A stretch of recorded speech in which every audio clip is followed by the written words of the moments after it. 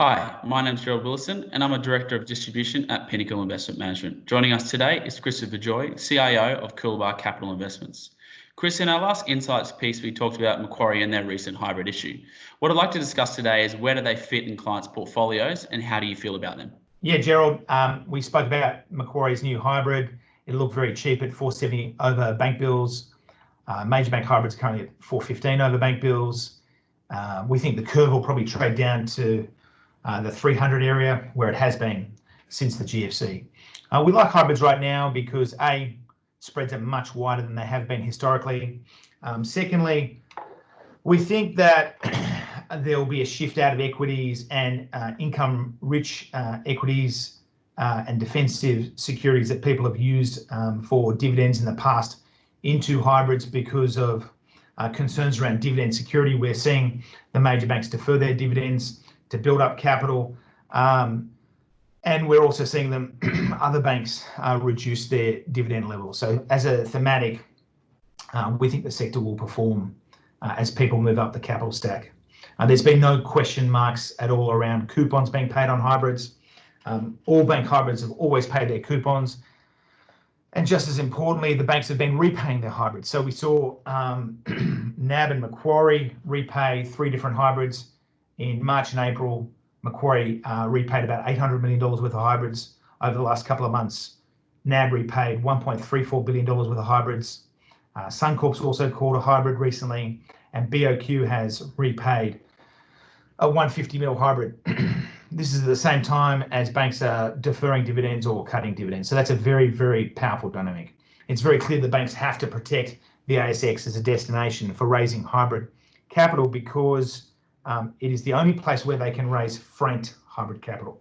Obviously, in offshore markets, investors can't use franking credits. So the major banks do issue hybrids in US dollars to insto investors, as does Macquarie. But the franked hybrids can only be issued here locally. Where do hybrids sit in a portfolio? Very interesting question. So hybrids are generally rated either high yield or investment grade by S&P. So the 4 major banks, their hybrids are rated BBB minus, so they sit in the investment grade bucket. And that rating basically designates the risk of default that credit rating agencies impute to them. Macquarie's hybrids rated BB plus, so that's right on the cusp of the high yield and investment grade band. So 1 notch higher, and Macquarie's hybrid would sit alongside the majors at BBB minus. When we look at the performance of the hybrid market, it's a big market here in Australia, so there's $40 to $50 billion of securities listed on the ASX. And we've had lots of stress tests, Gerald, over the last 5 years and indeed over the last 12 months. So in March 2020, we saw explosive moves in credit spreads and hybrid spreads. We've seen high yield default rates rocket up. So we've got some great kind of tests for the market to look at its risk and return characteristics and how it performs relative to high yield. So when we take the Barclays, the Bloomberg Barclays Global High Yield Index, which is the main benchmark for high yield globally, over the last 5 years, that has returned 2.74% per annum. That's a 2.74% per annum return, and with volatility of 5.6% per annum. In contrast, the ASX Hybrids Index has returned 5.33% per annum. So it's substantially outperformed the Bloomberg Barclays Global High Yield Index, even though that index has the benefit of duration, where duration's rallied over that period, and the ASX hybrid market is a floating rate market, so it hasn't had any duration in those returns.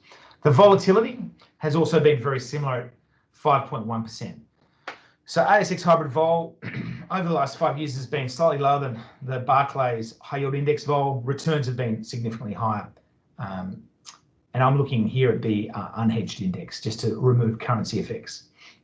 Over the last 12 months, also very interesting. So in the 12 months to today, we're sitting here in mid-May, the Bloomberg Barclays Global High Yield Total Return Index has delivered a minus 5.5% return. So it's obviously been hammered by the blowout in high yield spreads. In contrast, the Solactive ASX Hybrid Index total return has been 2.5% up. So it's actually outperformed the Global High Yield Index by about 7%. Volatility or risk has been very similar, both displaying volatility of about 10 to 11%. So elevated volatility. Equity volatility has been more than double that.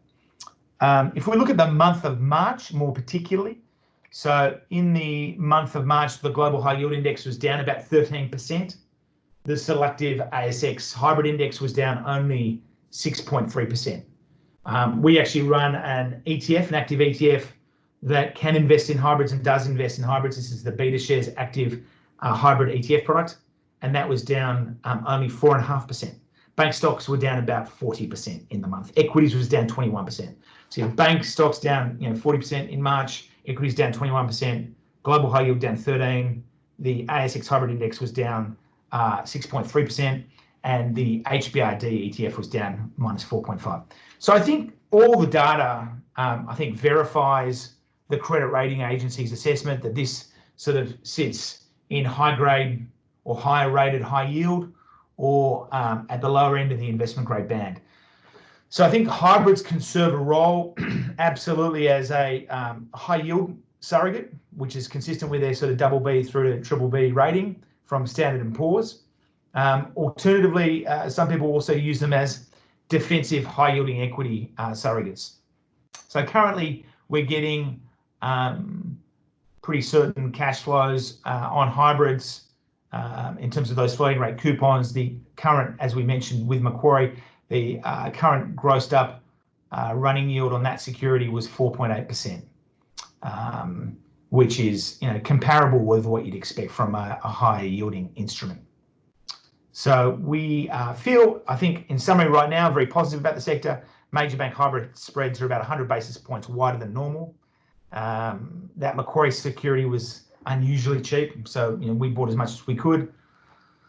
And I think within a portfolio, hybrids absolutely have a role to play as a high yield fixed income, or alternatively as very low volatility defensive equities.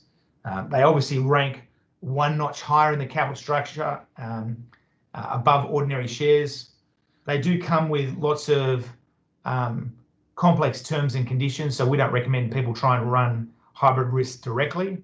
We think they should delegate to a professional manager that understands those terms and conditions. Basically, all those risks around when they can be converted into shares. So APRA can convert them into shares if they declare an Australian bank non-viable. We think the likelihood of that happening with any large bank is very, very low. Alternatively, the Basel III bank hybrids convert into equity when a bank's equity capital ratio falls from their current levels around 11% down to 5.1%. When we stress test bank balance sheets and try to blow them up, running losses akin to what they suffered in the 91 recession. In fact, we increased those losses by about 25%. Then we find that their equity capital ratios are still in the 6 to 7% band, materially above that 5.1% threshold where hybrids would be automatically converted into ordinary bank shares. That's it, mate. Perfect, Chris. Thank you very much. Some really useful insights there that I'm sure everyone will have some great takeaways from. If you don't want any other follow-up information from this, because it's a bit short video, please feel free to contact a member of the Pinnacle distribution team. Thank you.